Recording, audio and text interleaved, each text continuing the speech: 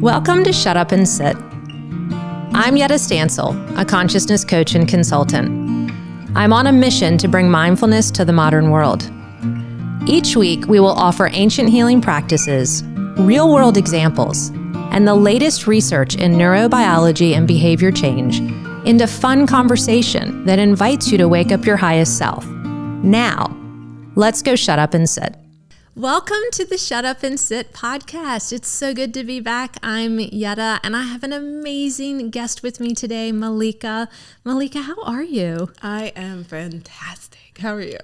I'm so excited. Nobody knows what we're about to talk about, where we're going, the story we're about to tell you all, which is crazy cool. Lots of magic, lots of awesome stuff. And so this is kind of exciting for me to have you here. It may feel like we've known each other forever, but for our listeners, we just met just a few weeks ago. Actually, you know what's really cool? This is the first time we've been in person together. How about I just realized that? I've gotten so comfortable. I walked in and was just like, hey, girl. And so we literally just met for the first time in person here to film the episode. We've had several conversations. You all are going to hear about that. But Malikah reached out and connected with me, and I'm going to let her tell you the rest of this story. And when we started talking about what we were connecting on and what you all are going to hear about, where we're going, how we're going to be working together, I thought we got to get you on the microphone. We got to get you down to the show. So we're going to talk a little bit about your background, how we're going to be working together, what your passion is. And don't forget, we're going to make sure we cover some really cool content around letting go. That's the theme for the episode today.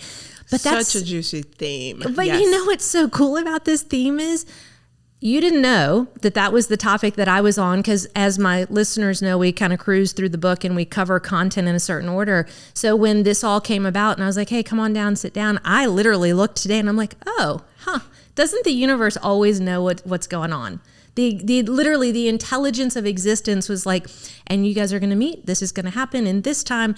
That's the power of being mindful and letting go. Mm-hmm. When you let go, something greater gets to work. So tell me a little bit, and tell our listeners a little bit about who you are, your background. I know you're passionate about letting go, but what's your story?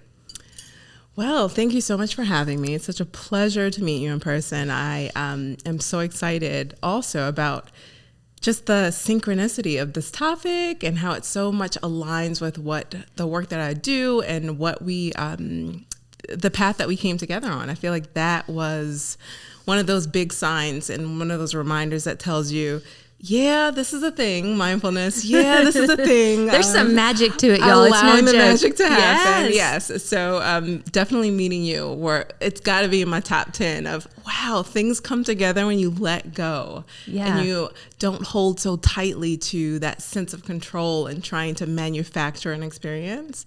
So thank you. Can you tell my boyfriend that later when because sometimes he needs a little reassurance that meeting me probably is in somebody's top 10. Oh gosh. Just want you to do that. No, the magic of meeting you is definitely in my top 10. We are going to have so much magic to make, but yes, I can definitely have a combo with your boyfriend. Awesome. So yeah, I just want to put that out there because I think having those reminders, even as a practitioner, and when you are a person that teaches mindfulness and meditation, I think people have a misconception about how you live your life and that you think everything is perfect all the time and you have all of the tools of how to stay present and just perfectly aligned in this beautiful existence all the time. But mindfulness practitioners need these reminders as well from the universe, from God, from creation, that yes, there's something higher than us, something bigger than us. And absolutely. We do need to just hold gently and do our best in every waking moment to create the experience we're looking for. So what do? I am a wellness advocate. I serve in the nonprofit space as well in the for-profit space. I own a company called Pure Wellness and Coaching. And I work primarily with women on reclaiming their light and readjusting to a wellness lifestyle. So I work with mind and body modalities to help with stress management and overall health and wellness. I'm a yoga instructor as well. and I have some myoskeletal alignment training. So I help a lot of people that need modified fitness and trying to feel good again when you have a lot of obstacles like injuries or pain, or you're just brand spanking new to the lifestyle of self-care in general. Those are probably my favorite people to work with. That's awesome. I'm already learning stuff because we got to know each other, and some of the stuff I picked up, and then some we didn't really get to get into. Yeah, no. And I'm loving what you just said about helping women to reclaim their light. Mm-hmm. Yeah. I think that is so beautiful, and it is so needed right now in the world. And it's really important in what we're going to be talking about healing and how that helps us to bring our best self forward. For sure. And one of the things I also love, and I think this is important for our listeners too, this area of wellness can get a little complex. It can get confusing. And I love that we both, as we got to know each other, realized we both had what I call an open palm theory, meaning like we keep our palms open to be able to give and receive, even in our own industry. Mm-hmm. And in this industry of working together, we all need wellness. Mm-hmm. Every single person, everything around the world. And so when we're working together in the wellness community, that actually also helps the healing process for individuals as well. Mm-hmm. So not only do we as practitioners need reminders, but we need a sense of community so that we can actually work together. And I loved when you reached out to me, that was the first thing that you had mentioned was, I want to be able to learn to work with people in the community and expand and broaden how I'm helping people to heal. And that's a really important part of this part as well. Yeah. And I think even when we make those connections, like when I reached out to you, I think what's really cool about it was open-ended. I didn't reach out to you for a specific thing. I reached out to you to make the connection. And if it felt appropriate, then we can go to the next step of what else, what ideas we might have or what we can do together. But I think it's really important when we're seeking out relationships and when we're looking to extend ourselves out into the world or in our career space or even in intimate relationships, that you have a open palm, just like you said, and make a connection without so much possession over the outcome. Yeah, there's no clinging, there's no grasping. And you're exactly right. When you reached out and we set up a time to hop on Zoom, we just started chatting. Just learning about each other. And really no agenda, you all. I mean, we were just kind of two souls connecting. And it is that letting go piece where when you follow the flow, that's what I call it. You surrender to what I call the divine intelligence. Existence has its own intelligence. It does not need us to tell us how to do what it needs to do.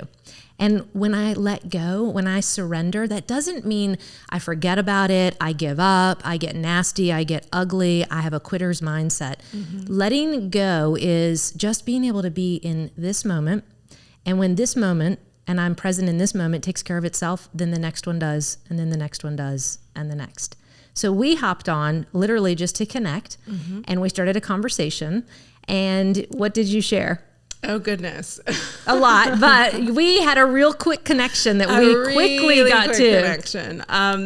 So I shared an opportunity of something that I had coming up, that I was seeking out partnership, because I think that's what we started talking about, relationships and finding that relationship that feels well. So I was looking for a co-host for a retreat that I hold annually called Heal, Grow, Love, Repeat.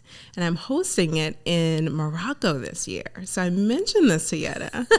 And turns out Yedda is a Moroccan.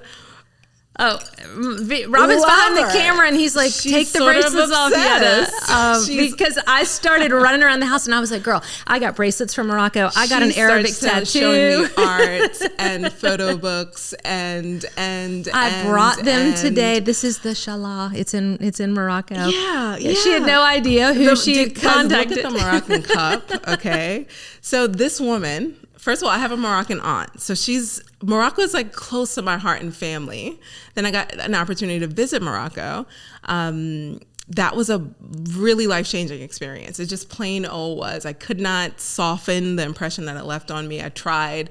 Mom, Malikah, it was just a good trip. That's why you felt like your life changed. No, something happened to me in the desert that cleansed and reset and replenished me in a way that I just have not had access to before visiting that space and that land. So it was life-changing. So it's a special connection to this and place. That's what you shared. And I said, girl, no, I'm going to tell you what a special connection it is. Yes. Because it changed my life. And you didn't know. And we just talked. Zero idea. Just imagine. And then you also didn't know until today when you came to you sat down in the stool, and this was before we started filming, and you were asking about, have you talked about Morocco on the show? And for the listeners, we just did an episode where I talked about the man in the Medina. If you all remember, if you haven't listened to that episode, go back. And literally, I told the story of meeting a man in Medina who had no eyes. And literally, as I was offering a gift to him, literally clasped my hands and said, not only thank you, but he kept saying, I see you. Mm-hmm. And so for our listeners in that episode, that moment for me was, and it lives with me to this day, and my mantra when I look at people, I still see and hear that man saying, I see you. Mm-hmm. And so my quiet mantra when I'm in line, when I'm driving my car, when I'm doing anything, is I say silently to myself while I look at people, I see you. Mm-hmm. I see you. And so this movement and this meaning of being in Morocco and what you just said about the desert, that's one aspect of my experience there. But you're right. There's something magical about the land, the desert, the people. And it's really important for our listeners. Yes, you can do the work here. You can live here. You can be at home. You can be in your car. You can come to the studios. You can work with people like us. But when you take yourself into an environment like Morocco to heal, literally, we could all just sit there in silence for a week and the healing will happen. That's how powerful Morocco was for me. For sure. And you said the same thing. And I just said, well, I had no idea. Wait a minute. I've been, and you didn't know this, I've been secretly saying I'd love to take people back to Morocco. Because when I went, I was doing a lot of consulting work and a lot of teaching at the university. And I've had this for, no joke, you guys, this has been like a secret in my heart I hadn't shared with anybody. And when you said you were doing this and you were looking for somebody, I just was quietly going, I see you, please ask me, I see you, please ask. Really? That is so bizarre. And then she says, would you like to co-host the retreat? And I'm like, well, I don't know, let me think about it. Of course. The answer was yes. I love that. You know why I love that? It's because something we were talking about earlier about the way energy transcends time. You know what I mean? You had been to Morocco way before I had ever landed on the land, right? Mm-hmm. And people had been telling me, you need to connect with Yedda for probably, 2 years. Within the Richmond community, you know. Yeah. Do you know Yedda? Have you met with Yedda? No, I haven't, but I'm looking forward to meeting her. So there was always this pull and this attraction, and then for us in something that touched our soul in such a meaningful way to have that same impression on both of us is like just way too serendipitous. So just pretend. Yeah. So the answer, if you're wondering, the answer I gave was yes. Yes, I would love to do this with you. So we've decided that we're going to work together and take a group of people to Morocco. And the title of the retreat, the Heal, Grow, Love, Repeat. Yes, HGLR. Yes, is the theme. And so I'm curious if we could just take a couple of minutes. Why those 4 words? What was the meaning and the thought process for you around picking those 4 words? Because you already had that in place as your retreat. Yeah. So what does heal mean for you? Wow. So let's just kind of recap over why I chose those 4 words in general. I think it plays into a lot of kind of why I do the work that I do also, which is I started off doing a lot of physical stuff, alignment, like really close in the physical therapy world, yoga, fitness, helping people try to build muscle development. And I did this and I did it and I did it. I kept trying to make it easy for people and accessible. And I was just like, why is this not sticking to women the way I want it to stick? I'm making it as easy and accessible as possible.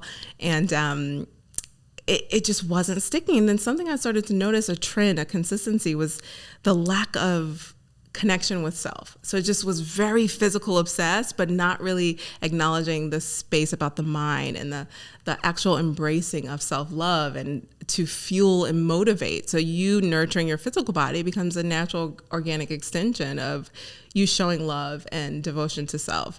So when I was like, wow, when I work on that mind piece, the body piece comes effortlessly. Yeah. So then I started studying how can I help people with the mind piece, the holdbacks, if only you knew someone who wrote a book about it. Right.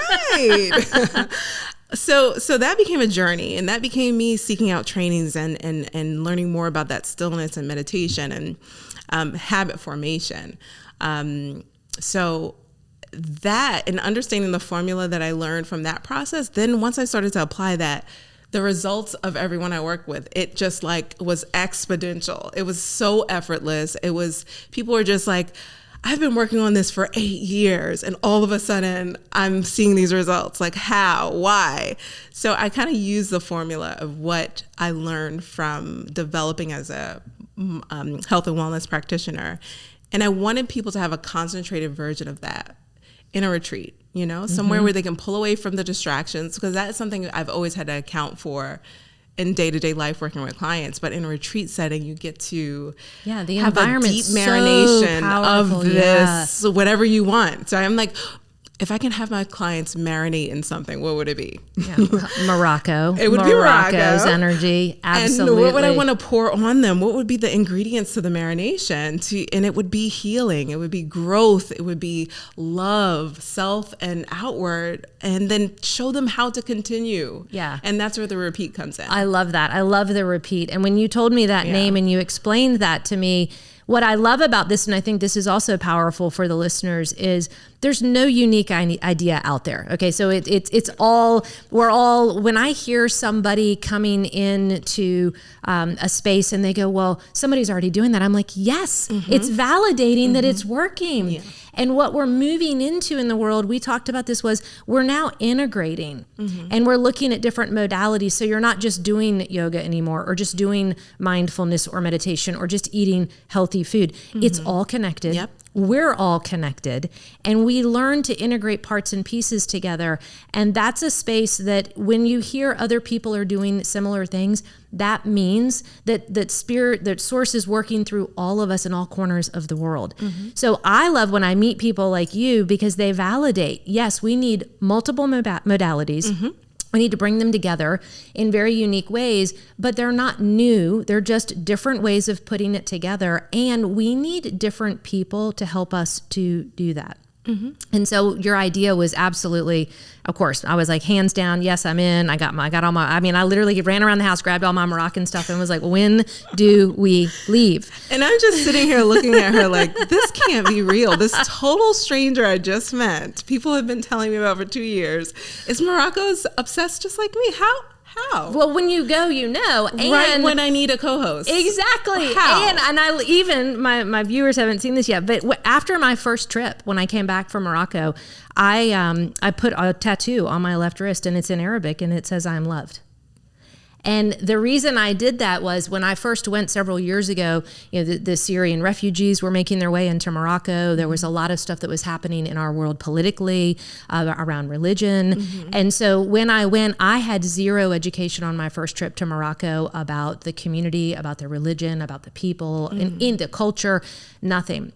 And I was met with more love and more healing and more opportunities for growth in that country than I have been by some of my very own neighbors in the very city that we live in. And it changed my life completely. It changed my perspective. It wanted me, it led me to want to heal and grow and love and repeat in a very different way. So you just brought a packaging in that I was already kind of marinating in on my own. And you hadn't been down here to the mindfulness bar. You hadn't been anywhere. So now that we've identified that we're doing the retreat together, it is the Heal, Grow, Love, Repeat retreat. Yes. When is it? It is September 13th through the 19th.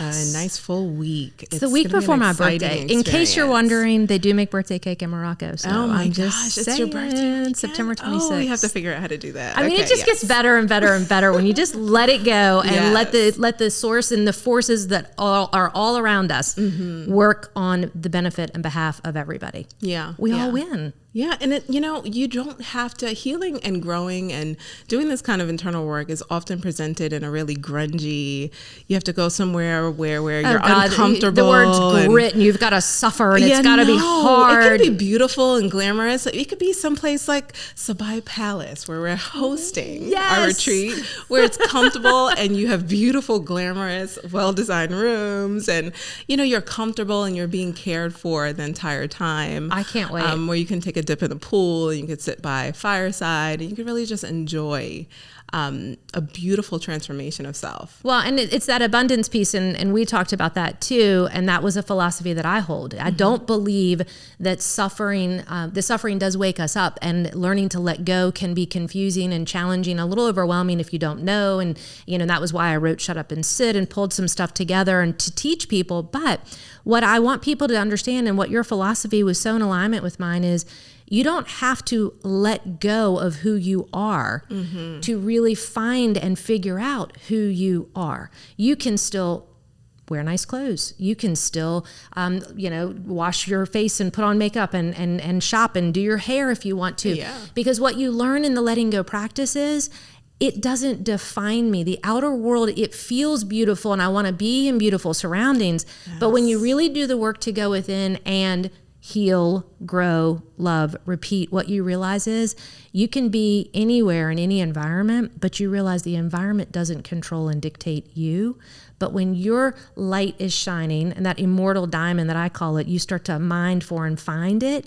I mean, why wouldn't you want to be in a beautiful space? I don't want to wear burlap and not wash my hair or brush my teeth just to get enlightened. If that's the case, I'm out. No thanks. For sure. And I know that it's the women in these spaces that are torn between, I don't want to give up my comforts, what I know in my existence, in order to seek out that depth of my soul. Yeah. So I want to be the segue and the bridge to help bring those worlds together. And so far, this will be our 5th year. We've been doing that well. Yeah. So well, I'm really excited that we're going to be working together. And, I brought up a term to you that we kind of laughed about, but, that barefoot bougie, that's my space. I love that term. Permanent part of my vocabulary. Yeah, I'm like, girl, I am all about being barefoot and bougie. And so we are going to be barefoot and bougie in Morocco. We are going to heal. We are going to grow. We are going to love. We are going to repeat. We are going to end up with so many magical experiences. And I'm just so honored to be able to work with you on this project. Yes. We've got the dates. We've got a website. What's the website that you're going to want to go to? healgrowloverepeat.com. And all the information there for registration and pricing and everything you can look forward to is going to be right there for you. Awesome. Very much. So I can't wait to get to Morocco. And in the meantime, we've got some cool books that we can peruse through. We can look at my bangling beads and bracelets. You got your Moroccan bracelets on too. I have my Moroccan earrings. You can't really see them too closely. I've got all the goods on. So do you. I did not wear. You've seen my pictures in Morocco with the head wrap. But I will put them on when we go in Morocco, and we'll get into all the details. But we hope to see people there. We would love to have you all join us. It is going to be so much fun. So heal, grow, love, repeat. Look out for the hashtag HGLR 2021. Awesome. Yes. Wonderful. So now we're going to move into a little bit of content around letting go. Since I've got you here, I'm going to get you to bless our listeners a little bit. So I wrote a book when I went through my whole healing process, and to use your language around, so how do you heal? How do you grow? How do you love? The very first episode of my podcast, my listeners learned, I literally walked into the therapist office and was like, I need to know what book to read about love. I need you to draw out a little schematic. And I honestly thought that was the answer. Now, do I have all the answers? Absolutely not. Am I willing to sit with not knowing? Yes, because that's what my shutting up and sitting practice took me into. Was it's not about knowing on a logical level every single thing. We could never read all the books. We could never know everything. But what I arrived at, the letting go led me to a knowingness in my being. And that knowingness literally talks to me now and says, I know it's all going to work out. I know that the best and highest good is happening for everyone involved. Mm-hmm. And when I bring my best, healthiest, most loved self out into all that I do, then that knowingness is there. Do people still suffer? Can life still be messy? For others and myself, absolutely. So I wanted to put some tools together, and you've seen the book that has some left brain kind of logical steps, because we like to synthesize information as human beings. We love chunking. But what I also wanted was a very right brain, very experiential space for people to understand that we don't have to let go in a logical sense necessarily of, like you just said, getting rid of all the nice things in your comforts, but we do have to let go. And for me, that was a surrendering and knowing how to kind of move into letting go of control. Yes. And it was the ego. You talked about the mind, and a lot of my clients have said, this book Yedda is like a user manual for the mind. And I thought, what a cool analogy. It's like we're driving the vehicle of life, and we haven't stopped to look in the glove box to say, this light's flashing, what does it mean? And so we've built an entire identity around our mind, and we've gotten rid of the body, or we've forgotten it, or we've shut it off. We've definitely disconnected from the soul, from the spirit. So this integration of body, mind, and spirit was where I started seeing, okay, so now we got to put some stuff together. And so we've got in the book where we're at with the episodes is really the 9 steps to letting go. And on our last episode, I did the stop technique with our listeners. We had a lot of fun. Robin and I were jumping up, and every time I said stop, people would stand up. And it's a great tool. I love it. Yeah, I love that we get to interrupt what you mentioned, patterns and habits. We've got all these habits floating around. So I thought it would be fun if I went through the 9 steps of letting go with our listeners, and also get some feedback and kind of interview you and what your wisdom is, because you all know this by now. We all have wisdom. Our listeners have wisdom. Yes. Have wisdom. Nobody here is better than anybody else. Nobody's got all the answers, and that means they're more intelligent or healthier than someone else. It's tapping in and getting people to learn, well, what do I know about myself? Yes. What do I know about who I am? And we've taken the listeners through, identifying their 4 components of being human, the thinking process, how thoughts turn into emotions, how emotions drive behavior. So we're wrapping up the emotion sections in the book. And so I thought, if you're up for it, we just kind of run through these 9. Talk a little bit. I'd love to hear your wisdom on what you share with clients. Where does that letting go process take us? And so, as I mentioned to our listeners, so we've got the first one is stop, which is really simple. We stand up, we take a deep breath, we open our mind to different possibilities, and then we pause and proceed in a different direction. So it could be anything. Call that the opposite game. If, I mentioned this, if your habit is that you lash out in anger, then maybe you try to do the opposite. You just try to do something, what would love do here? And how would that happen? So that's our first step. So you guys got all that. If you didn't listen to that episode, you can go back. In our second step in the 9 steps of letting go, the next one is notice and accept your feelings about the situation. So when you think about mindfulness, what's the power of cultivating the awareness to noticing what's happening with your feelings about a situation? Everything. I think that doing that level of self-study is really the difference between those who have control to their own self-development and personal growth, and those that feel like they're kind of flaring and wandering in a space of wanting, but maybe not knowing what you want. It's just a constant sense of seeking that can be really exhausting to the mind and to the body. So I think taking time to do that self-study, to understand, what am I feeling? What are the words? How can I describe? Do I need to sit down with the feeling wheel and really I just thought about that this morning with a client. See, Did you look at that? We're here for it. She was talking about the feeling wheel. I'll give you guys a link to that later, but it's a real thing. It's so helpful to really put language behind that, because that we're thinking creatures, and input helps us with output. So if we have language to understand what we're feeling, it also helps us to choose thoughts. So one thing that I like to bring up with people is that a thought is just thought. It's just a thought. It's just dust from our cognitive behavior throughout the day. It's not until you actually pick something up and take a thought and look at it more closely, does it become a feeling? Does it become a concept? Does it become a belief? There's many steps between thought and it really being something that is meaningful. So I think we have to let thoughts just be dust.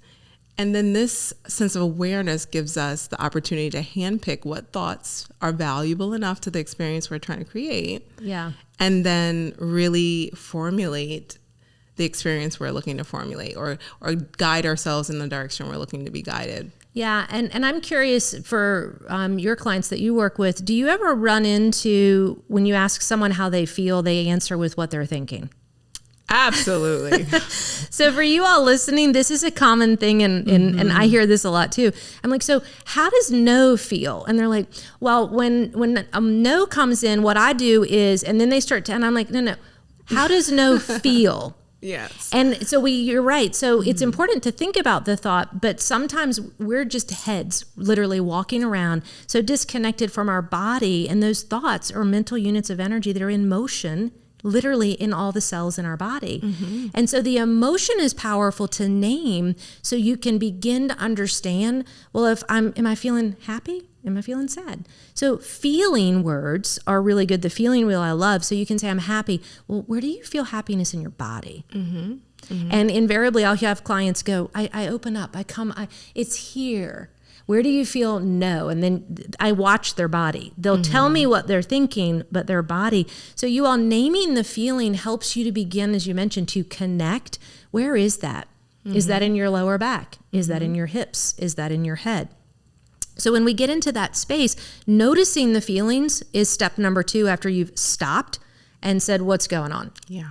And then we move in, powerful. To number 3, which is proceed to set the intention to clear the emotion and make that emotional clearing the priority rather than indulging in the emotionality you're feeling. And so I love, you were talking about Reiki and you were talking about energy earlier. When we clear an emotion, what does that really, really mean? Because we can choose to wallow in it, right? It's like we get stuck in gear and we just keep churning. But if we clear it, what happens from the energy perspective? What do you tell your clients? I think that what you're describing is like cord cutting, like an energetic clipping of a cord. Yeah. And I think that I love the order that you're going through, because people try to clip, or I'm just cutting that out. That's toxic for my life. And they haven't really taken time to identify where that cord was. What is it really connected to in that second step? So, and how did you get to the step that you're in with the emotion? Because you're not a victim. You're co-creating along with this experience through your own thought and with what you're doing. And so this clearing, and I love that, it's that analogy of just kind of imagining the energy, and at some point you do clear it, but you do have to name it first. You have to name it, and you have to identify, what is it connecting you to? How is it connecting? So you can be very specific on what you're cutting. Because I think sometimes we try for number 3 and we end up cutting off stuff that is really actually good for us. Well, okay, so, and I have to go off on a quick rant because I do want to finish our 9, but those people that are all about boundaries and they can't live with toxicity and they can't be around toxicity. And whenever I hear somebody start telling me, and I'm like, oh my goodness, you have missed the whole thing. Yeah. So when you're uber into boundaries and cutting everything out and only wanting to be around people like you, there's a danger. And I've talked about this on some other episodes. There's actually not only 9 steps to letting go, there's 9 steps to spiritual evolution.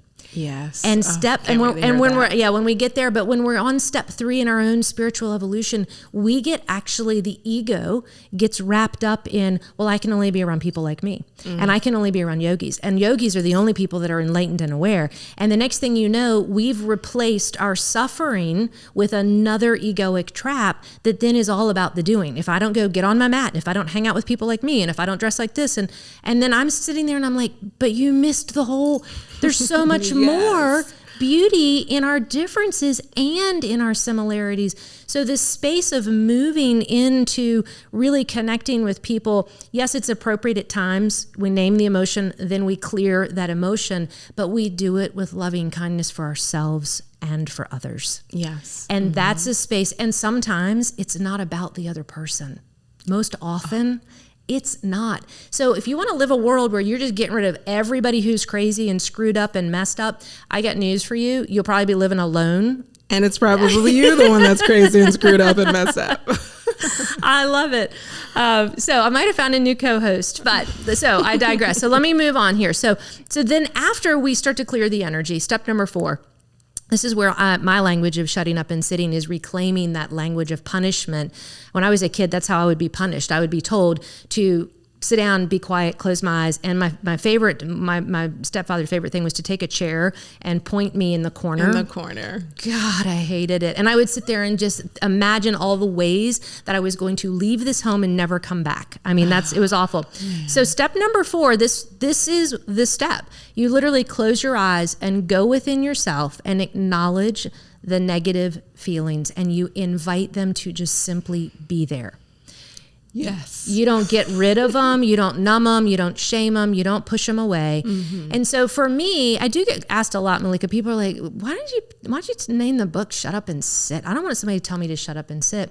And he said, because when I was on this journey, I thought, you want the very thing that hurt me, that wounded me, to be the very thing that liberates me? I got some challenges with that. But as I sat with myself and I realized it's in my book with my meditation teacher, I thought, so she just wants me to close my eyes and shut up and sit with all the crap going on inside of me. I thought, I know how to do that. And I went right back to that chair in the kitchen when I used to sit with all of that inside of me. When I got to be an adult, what happened was my ego took all that and started to do a lot of things to try to get away from what was that residual dust in my mind and the thoughts and all the stories I had written. So the 4th step halfway through this process is closing our eyes and going within, and even for a moment saying, can I just be with the anger, the rage, the sorrow, the grief? Because that's really what this work is. And that's one of the first steps in healing is, can you just be with the experience? Mm-hmm. Not get rid of it. Not run, not automatically condemn it, but just be with it. Yeah. For a minute. Mm-hmm. Yeah. And I feel like your climb out of the hole of anger and pain, the climb is so much shorter when you sit with it for a minute. You know what I mean? When you're running and trying to run away from it, it seems like a drag. The process just drags on. Well, and I think that's why what we're seeing in wellness is people are desiring that integration to come back home. And, when we talk about these words that we were talking about for the retreat, for the heal, grow, love, repeat, healing for me I've got to go do something out there to create wholeness in here. Healing for me in this journey was, I just got to close my eyes and shut up and sit down and realize all of it's already here. The wholeness is here. My mind, my ego just built a boatload of barriers and walls around the light and the wholeness and said, we can't ever show anybody that part of yourself because it'll get you hurt. Mm-hmm. And the sitting with it and not looking out there, but looking in here, I started to see the little glimmers of that light. And I thought, she's in there. Mm-hmm. That's what healing is. And the growing is excavating, kind of tilling up the dirt, all the walls, the barriers that were keeping that, and you know this in mindfulness, y'all, we talk about, it's a great phrase called no mud, no lotus. And the mud where the seed is planted, it has to crack open. The suffering cracks us open so that the flower, right, can grow up through the mud and water and bloom into this gorgeous lotus. Absolutely. So what we see on the surface of the lotus on the pond, we don't realize is got the cord, it's connected all the way down into the muck and the mud and the mire in the bottom of the swamp. Mm-hmm. But they're both necessary. Absolutely. Absolutely. So that's number 4, the closing our eyes and going with them. And then we move into number 5, which is give yourself permission to just let all those feelings come up. And I've noted in the book here, without suppressing, without repressing, without expressing or escaping, which is what you just mentioned. And so prior to this section in the book, Malikah, I actually list what do we do with our emotions. Mm-hmm. And that's what we do. We repress, we express, we escape, we numb. And this is where a lot of our poor health habits come in. Mm-hmm. And I believe if we start talking to people like, why are you drinking the bottle of wine? I can't make you stop drinking the wine unless I get you to sit with what are you trying to get away from? Because it is never, ever going to leave until you face it. And it's also never, ever about the wine. Right. Or the cookie or all the other habits. Never. It's very rarely about that. And I think that goes back to what we talked about earlier when I was trying to do the body work. And I'm like, can't without the mind work first. And it goes so much faster when we take time to look at the arrow instead of running around like, I'm in so much pain, this arrow's in my back, just look at it. Yeah. Or build a massive contraption or a life of a cage around. It's like we're walking around with this massive wound and all these cages around. We're like, don't bump into our wound. Don't And the truth I'm going to buy things to cover it. I'm going to buy things to protect people from the arrow that's sticking out of my bum. It's this massive thing. And we act like nobody can see ugly and we've shrouded it and we've covered it exactly like you said. And it's like, why not just sit with and maybe take the arrow out? Bite your tongue and pull the baby out. Okay. We'll work on the rest. Yeah. So then we sit with it. And then once we sit with, we realize we don't have to run as far away. And that leads us into number 6, which is one of my favorite parts of this whole process, which says, shift your attention to something healthy that brings you happiness and joy. So if I can sit with the suffering and I can say, gosh, I'm drinking the wine because I'm alone, or I'm covering up the fact that I don't want to be lonely, then we can be with suffering, but also hold and move our attention into, well, where am I connected in my life? I do have friends. I do have family members. I'm not alone. And that's where the mind comes in, where we can say, yes, maybe part of that story is real for you, but there's always another story to tell. Always another story.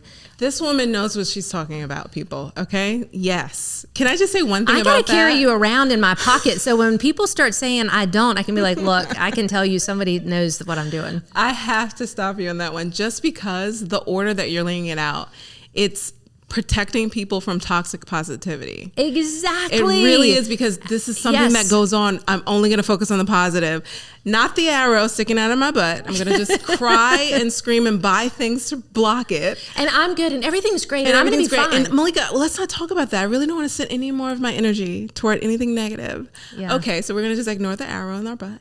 Okay. And then you have this toxic positivity that halts all of your growth. Absolutely. Because then I love that we're doing this work first. And then you get addicted to, well, when I do yoga, I feel good. Well, when I go to talk to my therapist, I feel good. And then, well, I'm going to just keep doing all the things that make me feel good. And the truth is, the shutting up the sitting, the healing, the growing, the learning to really radically love yourself is a language that I love. Say I do to you, to be the love of your own life requires, just like in any relationship, there's highs and lows.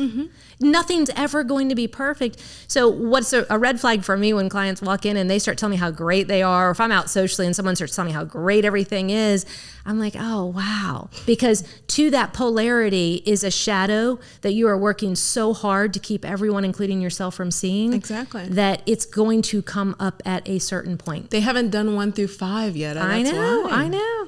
So let's keep going, because I want to make sure I roll these out and we have time to work through the last couple. So number 7, as the waves of the feeling keep crossing your mind, verbally give them permission to leave. Meaning, yes, I'm with my suffering, and yes, I can pivot and go, oh, now I'm happy. No, now I'm going to go back to, no, I'm suffering again. But here's the thing about this. When those waves keep coming, which they do, thoughts are just like waves. They just keep coming. Yes. Yep. And they just keep hitting you. This is the part where you start to talk back to the narrative, and that inner critic, that constant voice, that chatter in your head that you start to make friends with when you start to shut up and sit and go with them. What happens is, this is the part I also think we're not teaching in this work, is that inner critic can become your greatest ally. So the ego, the job here isn't to get rid of the ego and the letting go, you all. We're repurposing the job of the ego. So now mine, who used to come in and tell me all the reasons everybody else was messed up, that same fire and energy comes in and says, no way, no, we're not letting this happen this time. And I call on that warrior energy, not to beat me up and beat others up. She steps in and she says, no, not today, honey. We're not going to do that to ourselves or anyone else. And you have permission. Here is the door. And we're going to let doubt walk on out the door. We're going to let fear leave. So my integration, and kind of back into the work you were talking about, we're integrating once we do the healing. Once we grow and we really learn to love ourselves, the ego has a purpose in a very loving way if you work with it to set boundaries, to say, not I'm going to get rid of and create separation to get everybody away from me so they can't hurt me, but I'm going to show you how to show up and be your whole beautiful self and inspire people to want to love you in a way that you love you. I love that. That's the work. And so I thought, I can't get rid of my ego. She's cool. Think about it. I love how you frame that. I love it, because I think we don't realize how impressionable that self-talk queen is in our mind. Oh, yeah. We think she's finite. No, this is the language she's using. She's the most impressionable, wishy-washy person you've ever met. Well, and yes. you can get her to change course if you, like you said, tap into that warrior energy of yourself. You command through your mouth and what comes out of your mouth. Yeah. that language is going to help direct her. The people that you surround yourself is going to help direct her and make her language change to the environment you set for her. Well, and and I love the tea of your giving there, because this is how I see that part of myself and all of us is it's a very wounded, smaller sense of self that has played dress up and gone out into my adult world and thought she had everything under control. Mm-hmm. And what I found was she just needed some parenting. She needed some redirection. She needed a makeover and go to charm school yes. and get her act together. Yeah. But only I could do that because our ego gets tired. She gets overwhelmed. He gets exhausted. He's like, really? If we could I have a whole other book idea called Love Letters to the Ego. If we could talk to the ego really and hear what they have to say, they're not the most mature part of us. No. And they are the illusion, and they are the part that we are telling the world we are, but we wake up when we do this work and we realize it's not who we really are. It's a facet of ourselves, and we invite it back into the experience. But the wise, all-knowing part of us, it sits in the seat of self in silence, and you only can hear it when you go within. And she's the one that is running the show. That's the inner voice. And I think that we need to separate those, the inner voice from that self-talk. Self-talk is a bratty little impressionable person. Yeah. And when the two come together, what happens is then the narrative is an outward expression of the inner wisdom. Yeah. I love it. So we got two more here to roll through, and pretty quick ones. But so number 8, no matter how long negative feelings take to leave, your consciousness acknowledge and accept them as part of being human. You don't get to be enlightened in this wise, all-knowing, conscious person and never have suffering. And you don't really work through this and think, well, I'm better now because I don't suffer. We're human beings. Life happens. Letting go doesn't mean we stand and we let the waves crash against us and we hold our core really tight and we're in this constant grit or even resilience. Sometimes letting go means it's got to break. It's got to break down completely so we can admit we're human beings. Our mind and body are not, they're not eternal. They don't live forever. Nope. And so when we get into this work, what I loved about number 8 when I started looking at this was, yes, I'm becoming more conscious. I'm becoming more awake, aware, and available. But what was happening here was I had to admit that I was human. And there are days I am great at this work, and there are days that I still have a hard time. Yes. Mastery does not mean you've got it all figured out and that you're in the ashram on the mountaintop and that you're glowing like a beacon of light. Okay? That's what I thought it was. Let me tell you what mastery is. Did you know that mastery is literally defined as just predictability? A master is predictable, a student is not. And when you can get to where more is right with you than wrong in your narrative, in your choices, you're on the way. But mastery is just that you're able to do the same thing and you're not swayed. You're not still squirrel. You're able to still seeking and wondering why and how. Exactly. It's more in acceptance. You're in a space of and you accept and you know everything that's happening is happening for the best and highest good for all agendas and for all souls involved. Yeah. And that's what this really led me to was I'm a human being. You're a human being. And until we take our last breath and this body falls away, we're going to have moments where we're not going to get it right, but we just admit. And what I love about mindfulness is it's a recovery time, gets shorter. I might blow it up, and instead of it taking 5 years for me to get back, it might take me 5 minutes, or it might take me 5 days or 5 hours. But the only difference between people who practice mindfulness and, in my opinion, the ones that don't, they just recover quicker. But we're still human beings. Absolutely. And I don't think healing is linear. So I usually shy away from people who teach this very destination, or if you want to get past so-and-so and so-and-so, you have to do these. Girl, when you start giving me a guarantee, I'm like, and I will talk to you later. Very nice to meet you. So I think that it can get you to a point, but we have to understand at that point, this is all circular. We're all going to go back to where we started. We're always going to go back to returning back to the earth, just the way we came from it. Like that's the cycle of life, Yeah. So I think that healing is not going to be separate from that. There's going to be, but we want to spend more time in the part of the circle that feels good and feels like upward motion than the one that feels like struggle. And I think if you can do that, you are healing. And absolutely. we need to have a different definition of that. Yeah, I love that. And I'll close this with 9. And the last one says, as your feelings leave, remind yourself that you want to let them go because you want something higher like peace, like harmony or love to enter your experience.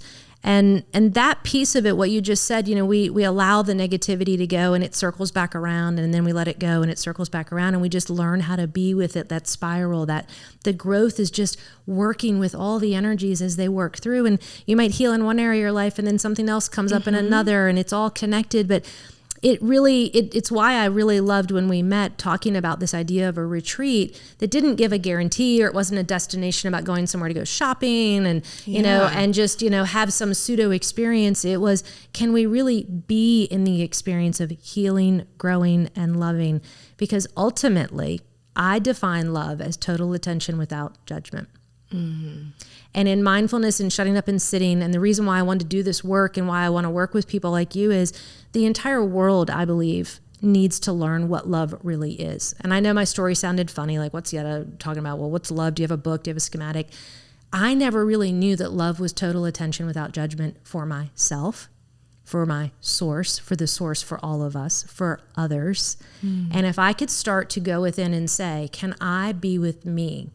Totally present, giving total attention with no judgment. If I cultivate that, then it's easy to do that out there. And so I see a world where we're telling people, be loving kindness, be joy, be equanimity, but we're not really teaching how to be it. We can't give something that we don't first possess. Love that. Love that. And, I have like this little cute acronym that I use with love as well. And it's letting others voluntarily evolve. I love that. And I think that if you can do that for others and then do that for yourself, like you can give yourself that experience and those tools to allow the process to happen around you. Yeah. To live in the circle wherever you are and just allow it to evolve voluntarily. Because it has its own intelligence. It's not requiring or waiting on you to do all the work. It's not. And it feels freeing. It feels soft. It feels warm to trust and allow it to evolve. Yeah. Voluntarily. So that word voluntary. That's a really powerful one. Yeah. It has feeling. I can feel that in my belly. Yeah. It's warm and cozy. So it feels like love. Well, and what I believe is we start to bring the show to a conclusion here is that I don't think we ever fall out of love. I think we fall out of the present moment. I like that. And so for me, being in a space of knowing I'm always connected to love because I am love and I'm able to love, and what you said, that voluntarily evolving myself and allowing other people, that when my conscious mind steps in and takes me to the past or to the future, and I get out of this moment where all of the power resides, and my body's always in the present moment. Then my mind is the one that I work to catch up and say, let me align my body, mind, and spirit together. Yes. And so that's what this work is meant to be. And so today we've been discovering in detail the 9 steps to letting go with our lovely co-host Malikah. And it's been so awesome to just be in your energy. Oh my gosh, it's been amazing. And my Moroccan soul sister and to go to Morocco and to really... we both have so many fun ideas and so many tools to think about. And we've talked about on the retreat, having that pathway of, let's actually literally on the retreat do the heal, the grow, the love, the repeat, the heal, the grow, the love, repeat in a week, and give people the experience, but then have them come back and know how to keep doing that. Yes. And let's make the world a better, more loving, more kind place. But you guys, it starts with doing it for yourself first. You got to say, I do to you. Yes. I mean, put that ring on your finger right now and say, look, I am the one that is committed to me, and I'm the only one that's going to be with me until the last breath. You don't have any guarantees from anybody else. So why wouldn't you want to heal, grow, love, and repeat? So you can join us in Morocco. You can join us on the show. You can come hang out with us in Richmond. And as we leave, how can the listeners get in touch with you if they want to connect and just learn a little bit more about you? Sure. They can find me information about my wellness company, Pure Wellness and Coaching, at www.purewellnesscoaching.com. Or they can find me on Instagram at MK for Malikah Karim, MK Pure Wellness. Oh, awesome. Yes. And I would love to connect. Yes. And I would love for you all to connect with Malikah too. This is an important part of our growth and our journey as human beings, is that we support one another. And I say this all the time. There is enough disease and pestilence and suffering going on around in the world that we all need need to be helping lift each other's businesses up and lift up the rest of humanity, to serve the integrity of humanity. So thank you for doing your part to serve the integrity of humanity. Thank you. And for inviting me on a crazy cool adventure. So you're going to see some cool pictures and times in Morocco coming up soon. It's so exciting. So while you guys are tuning out, we're going to pull up and start looking at some of my coffee table books from my last trip there. And and as always, I'll be back, and I'm sure you're going to hear and see some of Malikah in the future too. Yeah. But our next episode we're teeing up is really, I go into a little bit more detail on the next episode about really, I have 5 particular ways to get unstuck from some deep past conditioning. And that past conditioning is something that a lot of people are really looking for to liberate, because we do have some personal, intimate stories of our own conditioning. So we're going to get into that a little bit more on the next episode. Sounds so juicy. Yeah, so make sure you come back and check us out for that. And until then, you know where to go. You can go to shutupandsit.com. We've got a great ebook out there for you as listeners right now. So can't wait to see you again and to shut up and sit on the next episode. Until then, take care. My bangles. Oh, wait, we gotta send them off with a shake. Yep. Take care. Bye. May you know goodness. May you know peace. May you know contentment. May you be